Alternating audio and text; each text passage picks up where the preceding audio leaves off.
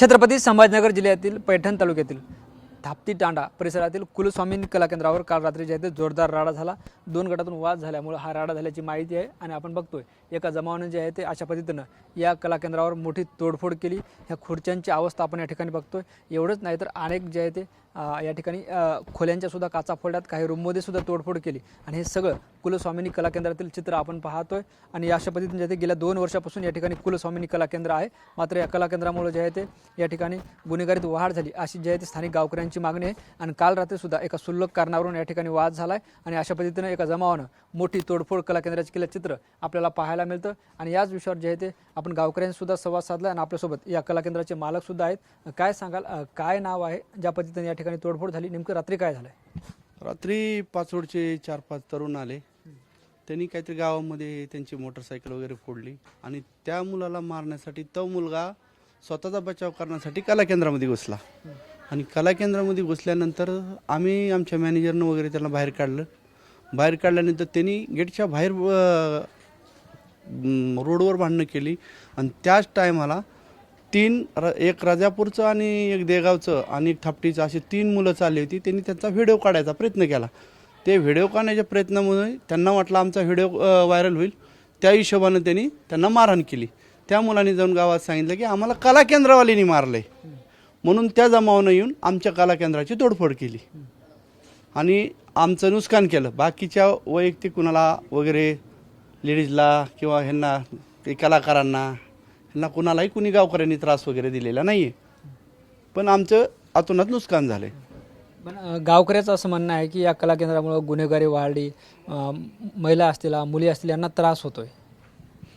मला सांगा, प्रत्येक महाराष्ट्रामध्ये जिल्ह्यामध्ये कला केंद्र आहेत। प्रत्येकाने आता जगण्याचा आम्हाला मार्ग काय? आमच्या ज्या माता भगिनी आहे ते यांना दुसरं कुठलं शेतामध्ये वगैरे कुठल्या गोष्टी काम करता येत नाही, काय नाही। ह्यांचं उदरनिर्वाहाचं साधन काय आहे? आम्ही काही त्या गुन्हेगाराला कुठं घरी बोलावलं वगैरे जात नाही, परंतु आमच्याही पोटापाण्याचा प्रश्न आहे, त्यांनी बी ऐकून घ्यायला पाहिजे। हां ठीक आहे, काही गोष्टी किरकोळ घडल्या असतील किंवा काय झाले असतील, पण असं डायरेक्ट जमावून येऊन ही करणं कितपत योग्य आहे?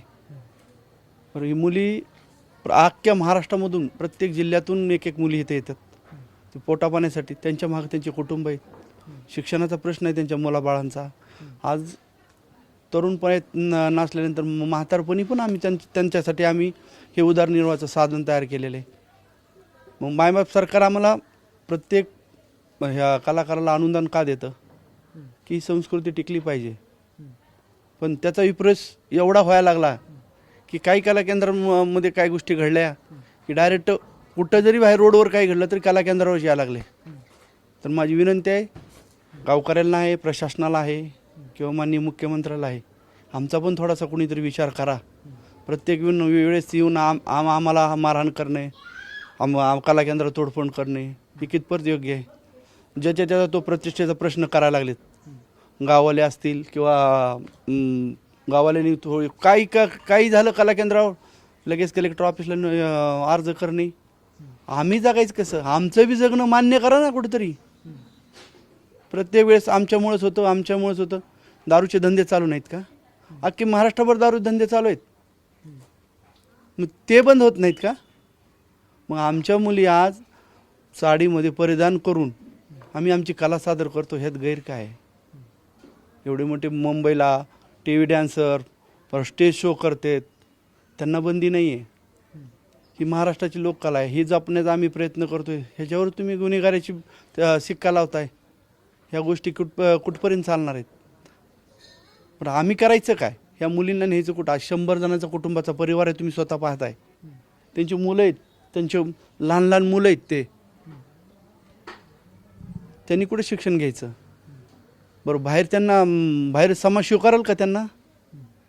ह्या गोष्टी कुठेतरी शासनानं आणि गावकऱ्यांनी सुद्धा, मी हात जोडून विनंती करतो गावकऱ्यांवालेस, आमचं पण जगणं कुठेतरी मान्य करा।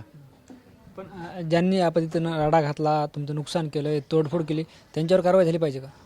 नाही, त्यांचा हा गैरसमजाचा प्रकार झालेला आहे। आम्ही त्यांच्याशी बोललो, पण त्यांचा हा उद्देश नव्हता। ज्या तोडफोड केलेल्या तरुणाने त्यांचा तो उद्देश नव्हता। त्या मुलाला मारले त्यांचा शोध घेण्यासाठी ती कला केंद्रामध्ये आलते आणि त्याच्याहून एक जणाच्या मागं 10 जण असतात. त्यांच्या विचाराने त्यांनी कला केंद्र तोडफोड केली. आमचा गावकऱ्यावर कुठल्याही प्रकारचा अभिषेक नाही आहे, वैयक्तिक आमचा. पण या सगळ्या प्रकरणामुळे जे आहे ते हे सगळे कलाकार आहेत महिला, त्यांच्यात भीतीचं वातावरण जे आहे ते आता पाहायला मिळतं. रात्री काय परिस्थिती होती? ह्या महिला जेव्हा राडा सुरू झाला, धिंगाणा सुरू झाला, तेव्हा महिला कुठं होत्या? महिला त्यांनी येतानाच आतमध्ये सांगितलं, महिलाला कोणीही काहीही केलेलं नाही. त्यांनी आधी गावकऱ्यांनी काय सांगितलं, महिलेचा आपला काही संबंध आहे. त्यांनी महिलेला शिवीसुद्धा आरिच्या भाषेत शिवीसुद्धा दिलेली नाही त्यांनी. त्याच्यामुळे महिलेला कोणी त्रास दिला नाही, काय नाही. फक्त तोडफोड केली. याच्या व्यतिरिक्त त्यांनी काही आमचं नुकसान केलं नाही. तोडफोड मात्र केली आमची त्यांनी.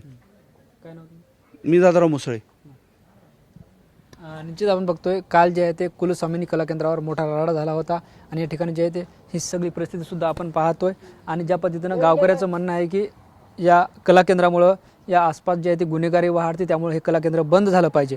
मात्र कला केंद्र चालकाचे मालक मुसळे आपल्यासोबत होते. त्यांचं सुद्धा असं म्हणणं आहे की 100 कुटुंब कला सादर करून आपले उदरनिर्वाह करतात. आम्ही कुठं जायचं, शासन आम्हाला अनुदान देतं, म्हणून जे आहे ते गावकऱ्यांनी सुद्धा आमचा विचार करावा. कॅमेरा पर्सन हर्षल निकमसह ज्ञानेश्वर लोंढे, TV9 मराठी, पैठण, छत्रपती संभाजीनगर.